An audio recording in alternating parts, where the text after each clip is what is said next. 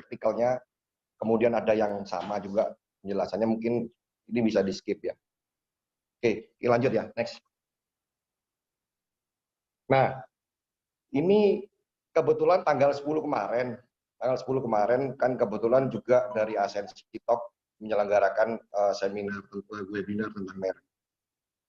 Di saat yang sama tembus ada 100 IRN karena Indonesia waktu menjadi member ke 100 itu milih. Nah, ini juga prestasi masuk tembus 100 IRN. IRN itu International Registration Number. Nah, itu ada 9 merek kebetulan saya yang bantu semuanya. Nah, ini sekarang hari ini keluar lagi satu merek masker Vio. Oke ya, next.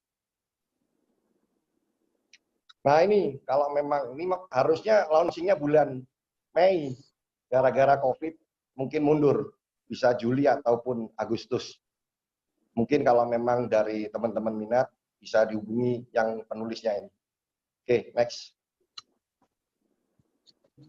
Oke ya, yang ini juga sama penjelasannya, cuman ini saya berikan ilustrasi bahwa dulu itu masih belum bisa menjalankan Madrid sepenuhnya. Karena kebetulan tanggal 2 Oktober kan memang dari WIPO sudah kita tanda tangan, sudah sign, sudah diakui Indonesia akan menjadi member ke-100 di tanggal 2 Oktober 2017, di mana pelaksanaannya itu 2 Januari 2018. Tapi kenyataannya ternyata nggak bisa, karena 2 Januari saya nungguin di situ, nongkrongin di kantor sana, ternyata nggak bisa, kemudian suruh pulang, tanggal anak buah saya yang datang, tanggal 3 bolak-balik. Akhirnya baru bisa jalan itu benar-benar implement itu tanggal 4. Sedangkan yang dari luar negeri masuk ke Indonesia itu memang benar tanggal 2 Januari. Sedangkan yang dari office origin masuk ke kirim keluar itu tanggal 4 Januari. Oke, next. Nah, ini kira-kira sama ya dengan paparannya Pak Agung, cuman ada poin yang merek internasional berpotensi menjelma menjadi merek terkenal atau well known mark. Itu nanti itu memang benar.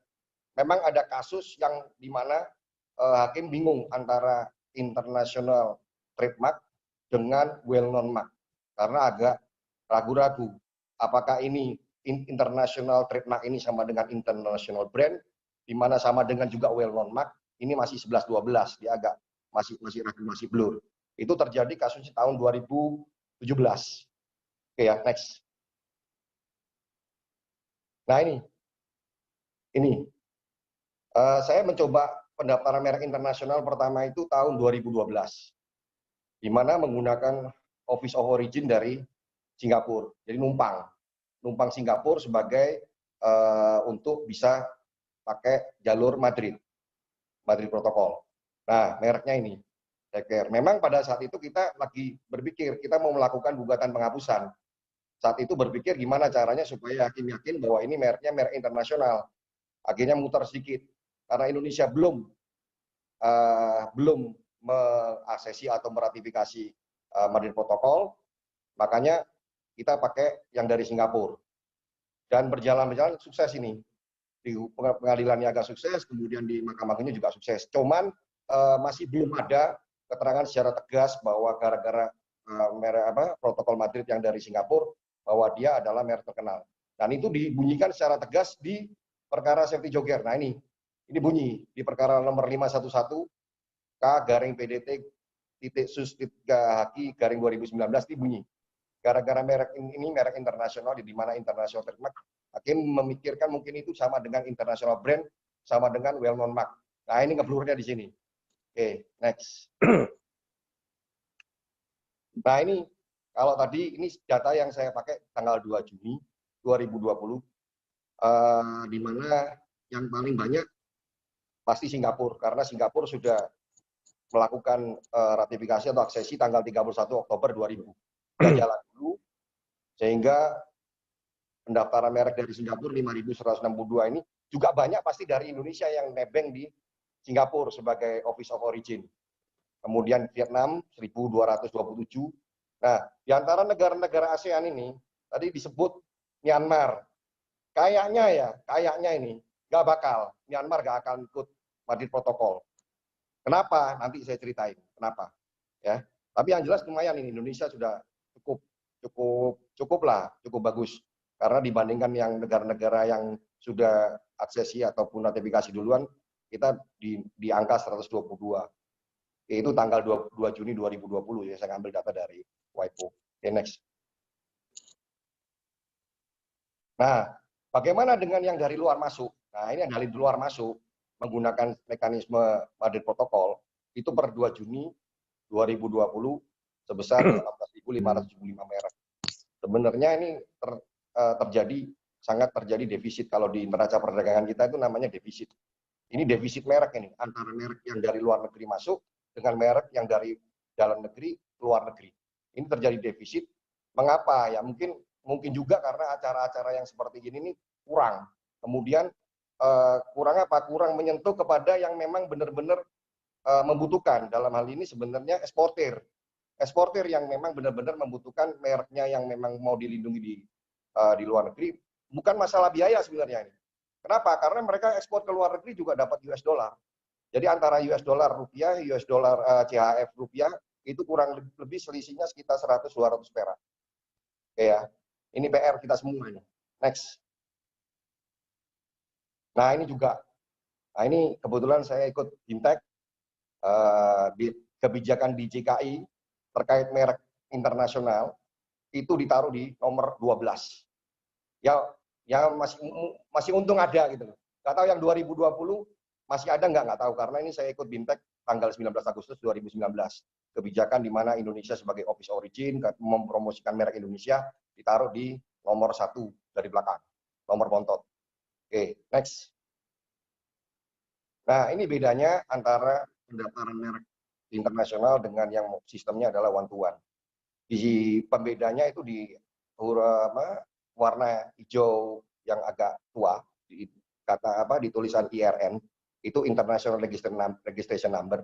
Kalau US itu Amerika, CN Cina, KR Korea Selatan, JP Jepang, SG Singapura, NG Malaysia. Malaysia baru bergabung 27 Desember 2019. Itu juga pasar yang bagus sebenarnya buat Indonesia karena kalau kita bilang makanan orang-orangnya kan bisa menikmati masakan Indonesia juga yang dari Malaysia. Kan satu rumpun itu juga pasar yang bagus Malaysia itu.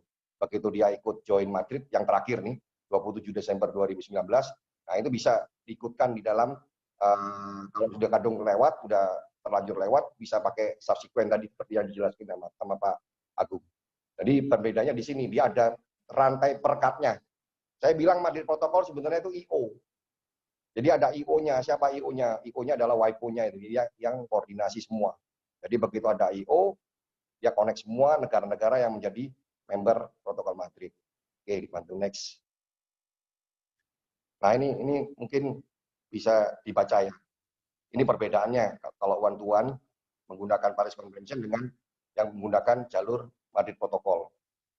Ya, kalau dibilang mahal dan murah, tadi sebenarnya itu tergantung relatif. Ya, dia bisa di next, bantu next. Bisa dibantu next. Nah ini waktunya. Kalau kita lihat ya waktunya bisa lama, bisa sebentar. Kan kita mikirnya adalah titik aman pertama. Di manakah titik aman pertama? Titik aman pertama adalah ketika merek kita sudah dapat IRN atau International Registration Number. Disitulah titik aman pertama sebenarnya. Bisa ada yang ngomong titik aman pertama adalah di DJKI.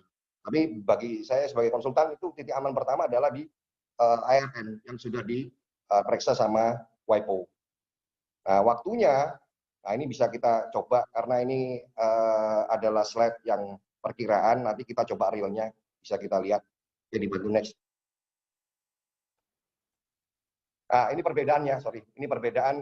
Kenapa saya bilang Myanmar tidak akan bisa masuk Madrid Protokol? Karena di negaranya itu tidak pakai sistem pencatatan. Ini dan memang kalau misalkan sampai kapanpun kayaknya Myanmar masih prosesnya seperti ini. Dan ini berlaku pada negara-negara yang memang misalkan nggak ikut Madrid Protokol seperti Taiwan, Hong Kong. Nanti prosesnya seperti ini. Cuma Hong Kong menyediakan sistem pendaftaran untuk mereknya. Begitu juga Taiwan menyediakan. Kalau ini enggak. Jadi betapa ribetnya kalau kita misalkan harus satu-satu ya. Artinya kita harus daftar, misalkan kita mau daftar di Myanmar ini. Pertama kita minta surat kuasanya dari trademark agentnya, ya kolega kita. Habis itu dilegalisir surat itu kita isi, kemudian tantangan nama kliennya, kemudian dilegalisir notaris, kemudian notarisnya juga diperiksa, dicek, diverifikasi di Dijen AHU, kemudian stamp, bawa berkasnya ke Kementerian Luar Negeri, kemudian di stamp lagi, kasih surat pengantar, kirim ke kedutaan Myanmar, ya, kemudian baru kita kirim lewat pos, kirim ke trademark agent yang di Myanmar. Sampai Myanmar nggak tahu prosesnya gimana di Myanmar, intinya dia masuk ke kayak majalah, karena sistemnya dia bukan sistem perlindungannya, bukan pendaftaran, sistemnya dia adalah penggunaan, jadi intent to use, bukan first to file. Nah, dia diumumkan, kebetulan merek ini, merek iBreak, memang sudah dianggap sudah terdaftar, tidak di-challenge di majalah, tidak ada masalah, ya sudah dianggap merek ini sudah terlindungi. Yaitu cerita tahun 2015 lalu. Oke, next. Nah, ini yang menggunakan Madrid, ya. Kita coba ini menggunakan Madrid. Ini mereknya Mamaku, kita coba. Nah, karena dia ada daftar di Amerika, nah daftar di Amerika mesti nambah satu form lagi, itu MN12. Kemudian baru berkas-berkas dikirim ke DJKI, DJKI kemudian di-upload ke WIPO, dari WIPO nanti dikasih nomor IRN atau International Registration Number, kemudian dari WIPO itu ditendang. Tapi istilah tendang, berkasnya udah lengkap, ditendang kemana? Ke masing-masing negara. Nah, ke US, kemudian ke Turki, ke Singapura, ke Rusia, ke Filipina, kemudian ke Korea, Kamboja, India, sama Cina. Nah ini, oke ya, next. Nah ini kebetulan merek Indonesia, merek internasional Indonesia yang pertama dari office origin-nya DJKI Indonesia. Ketika dimasuk tanggal 2 Januari, berkasnya mental, tanggal 3 mental lagi, 4 baru bisa diproses sama DJKI. Kayak bingung gitu. Kemudian masuk baru tanggal 4 Januari 2018 baru diterima. Kemudian di situ masih ada, kalau sekarang saya nggak lihat kode pre-examination. Kalau sekarang langsung dia examination, mungkin sudah diganti sistemnya yang sekarang. Tanggal 4 kita masuk, kemudian tanggal 9 itu kodenya pre-examination, berarti dari posisi dari DJKI sudah dikirim atau diupload ke WIPO. Kemudian diperiksa tanggal 26 Januari 2018, baru dikeluarkan ARN tanggal 12 April 2018. Nah, di sini ada namanya rectification, ini ada ralat. Apa yang diralat? Yang diralat adalah kode negara. Dulu dipikir Indonesia belum ikut, WIPO-nya juga mungkin nggak sadar. Kita dikasih kode IN, padahal kita kodenya adalah ID. Ya, kemudian kita perbaiki, diumumkan lagi, ya kan? Kemudian dalam perjalanannya waktu, ternyata ada penolakan di India. Nah ini, pada saat penolakan di India ini sebenarnya problem utamanya hanya masalah kata-kata disclaimer yang di Indonesia memang agak terlalu penting. Tapi di berbagai negara itu disclaimer ini jadi penting. Kayak di Singapura mungkin nggak terlalu, tapi di India itu jadi satu yang penting. Akhirnya kita hanya gara-gara tidak mendisklaim yang 1 kilo, kemudian fine gold, kemudian 94 kali. Nah ini akhirnya ditolak. Kalau begitu juga di Thailand juga sama. Karena tidak mendisklaim di formulirnya awal itu, maka ditolak. Tapi karena ini uji coba juga nggak masalah, kita belum ekspor ke klien belum ekspor ke sana, jadi bisa di skip. Nah, ini pada saat pendaftaran pertama ini kita menggunakan coba, kan tadi bisa menggunakan basic application, bisa menggunakan basic registration. Nah, di antara itu bisa kita coba basic application ditumpangkan di dalam menggunakan hak prioritas atau priority. Oke, next. Nah, ini kalau biayanya tadi udah dijelaskan sama Pak Agung, ya, biayanya udah dijelasin. Ini bisa di skip. Nah ini kita coba ya, coba artinya pada saat tanggal 2 Juni, saya daftar semua negara. Ya, semua negara, kalau color berapa, kalau black white atau hitam putih berapa. Kalau color itu 24.063. Kalau BW itu 23.813, ini dalam mata uang Swiss franc. Nah ini belum termasuk ada beberapa negara yang menggunakan skema termin 2, kayak Jepang itu menggunakan termin 2. Itu nanti bayarnya setelah IRN berapa lama gitu disuruh bayar lagi. Oke, nah ini sebenarnya murah ini kalau dihitung seperti ini. Oke, next. Nah ini saya buat teori 3 negara nih. Maksudnya apa? Bukan samkok ya, bukan ini, tapi teori 3 negara ini gini. Ketika merek-merek yang didaftar di negara-negara itu cuma 2 negara, saya hitung-hitung lebih baik menggunakan kita tidak menggunakan Madrid protokol. Karena apa? Dihitung-hitung secara biaya ya, itu lebih bisa kurang lebih bisa lebih murah bayar one to one daripada kita harus pakai jalur Madrid protokol. Nah, kalau 3 ini lebih pas. Karena apa? Dihitung-hitung selisih dikit. Berani pakai 3 pakai skema Madrid protokol. Ini kita udah hitung. Makin kita lihat makin banyak negaranya, pasti biayanya pasti makin murah. Ya, kalau yang 12 negara itu ada Jepang. Nah, ini Jepang ini belum termasuk termin keduanya. Harganya sudah CAX 3.446. Jadi kalau dihitung 12 negara dengan 9 negara, kurang lebih hampir sama ini. Jadi lebih baik kalau misalkan kita hitung-hitungan ini lebih menguntungkan pakai 12 negara daripada 9 negara. Ini pakai jalur Madrid protokol. Oke ya, next. Nah, ini perbandingannya. Kita coba pakai jalur satu-satu sama Madrid protokol. Nah, yang Madrid protokol waktu itu kita nggak bayar PNBP-nya karena PP-nya belum keluar saat awal-awal itu. Nah, PNBP-nya itu di sebelah kanan kita strip itu harusnya 500.000. Tinggal ditambahkan. Kalau selisihnya ini bisa selisihnya jauh. 116 juta dilawan 30 sekian juta. Tapi ini belum bayar professional fee-nya untuk konsultan yang di Indonesia kalau pakai konsultan. Tapi kalau yang di sebelah kiri itu sudah pakai pasti sudah dihitung konsultannya, nilai konsultan. Selisihnya banyak nih. Ya. Paling enggak kalau misalkan 9 negara dan negara-negaranya sudah ikut anggota Madrid, ya kita sarankan pakai jalur Madrid protokol. Oke, next. Nah, ini contoh yang terbaru. Contoh sertifikat merek internasional ini seperti ini. Kalau dulu itu dikirim, sertifikat itu dikirim dari Swiss, dikirim kemana? Dikirim ke kuasanya atau ke pemohonnya. Nah, kalau sekarang enggak. Sekarang kalau kita email, biasa di email, tapi kalau kita punya Madrid account, dia akan masuk ke sistem Madrid account-nya kita. Jadi tinggal bisa di-download sendiri, kemudian bisa kita cetak sendiri kalau perlu dicetak. Ya seperti ini, sertifikat merek internasional. Ini kebetulan yang terbaru. Nanti salah satu narasumbernya juga akan ngomong ini. Garang kapal. Oke, next. Nah, ini hasil dari pas tesis 2016. Ini tesis saya 2016 tentang protokol Madrid juga. Jadi paling enggak ada 4 opsi. 4 opsi ketika merek kita masuk. Bisa terdaftar dengan lancar, artinya sempat diperiksa. Ya, diperiksa di negara-negara itu yang Korea Selatan, Kazakhstan, Mongolia. Nah, itu diperiksa dia. Diperiksa, kemudian ada yang harus pakai upaya, artinya harus agak ngotot sama kayak di IP office-nya, misalnya Australia sama Tajikistan itu agak ngotot sama pemeriksanya.